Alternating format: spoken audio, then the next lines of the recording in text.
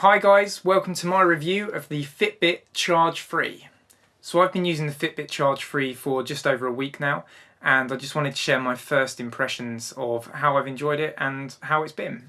Previously, my only other experience with Fitbit devices in general is the Charge HR. I really got on with this, I really enjoyed it. I think it's a really great bit of kit, so it's great to try out the new Fitbit Charge 3. Now obviously there's a massive leap between the Charge HR and the Fitbit Charge 3, and it really has come a long way.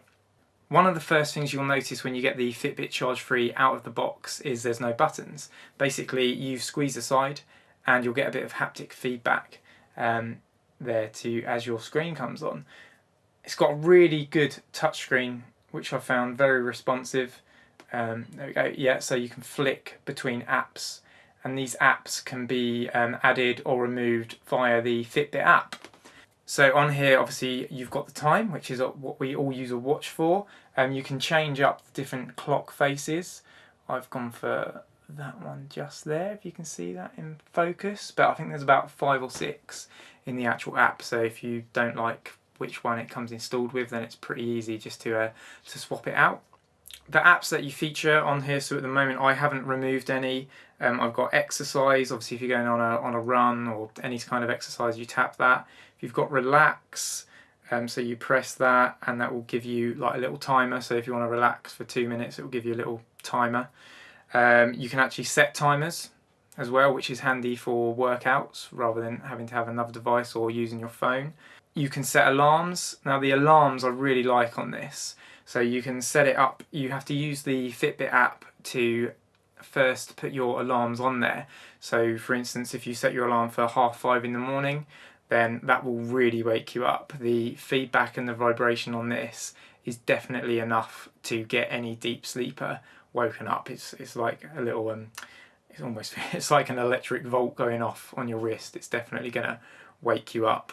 You can also set the weather, which connects via your Bluetooth on your phone, so it will pick up your location where you are and it will tell you the weather. And then pretty standard, you've got a settings function as well, so for that will be your brightness, which I have set to auto, and the vibrations, which I have set to normal, and that's ample.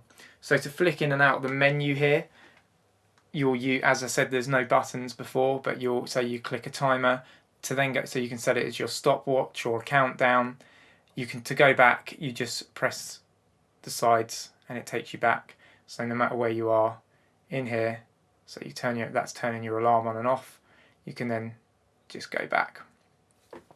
Like previous Fitbits with the heart rate monitor, it measures your sleep, which is pretty handy, pretty nice to have. If you're going to wear this at night, then that's obviously quite a nice little appeal for you. Within the box, you'll obviously get your Fitbit. You'll get an extra strap, so a longer strap, which is really easy to take off. There's just a tiny little button there that you just press and that comes straight off there. Both ones. Because you can actually get aftermarket straps as well. You can get woven ones and leather ones, which are worth checking out. They look pretty nice. And you get the longer version of this as well. So straight in the box, you'll get the small and the large. You'll also get the charging clip.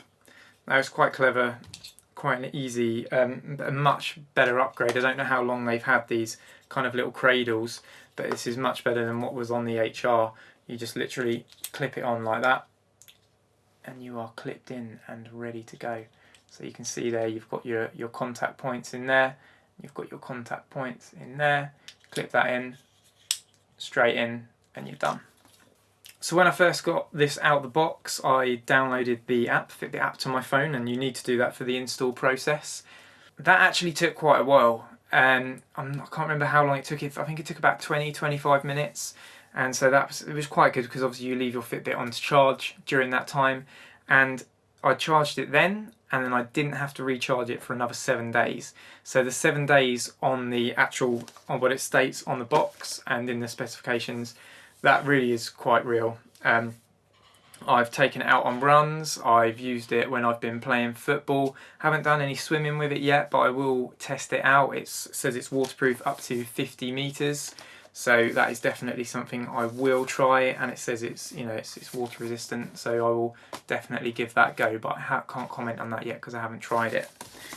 The screen I found really easy, really nice touch screen. It feels very smooth, feels very fluid, and it really does feel like a premium device. This isn't the most expensive Fitbit on the market, but I think it is for a fitness tracker. It's great. If you're not looking for something with all the different bells and whistles like the Apple Watch, which is a lot more expensive, and I think this is really great. If you just want to monitor your heart rate or your steps for the day.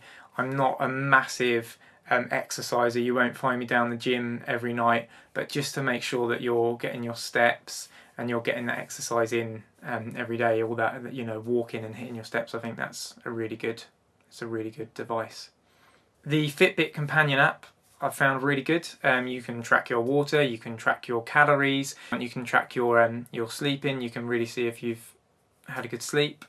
The only thing I don't like about the app is if you want to tie in your music and you want to control your music, you can only use Apple. You can only tie that in with Apple Music and your iTunes that's on your phone. Personally, I use Spotify, so I found myself using the Nike running app for my music and tracking my run, and then putting that data into the Fitbit app. It does automatically pick up on exercise, which is good, so if you forget to actually press record on your exercise, and it doesn't matter, it's still going to have it there for you. After using this for a week, I've really enjoyed it. I think it's a really great fitness tracker, and I really like the sleep function, and I really like the alarm function as well. If you're looking for a good looking and comfortable fitness tracker, then I would say the Fitbit Charge 3 is definitely one you should check out.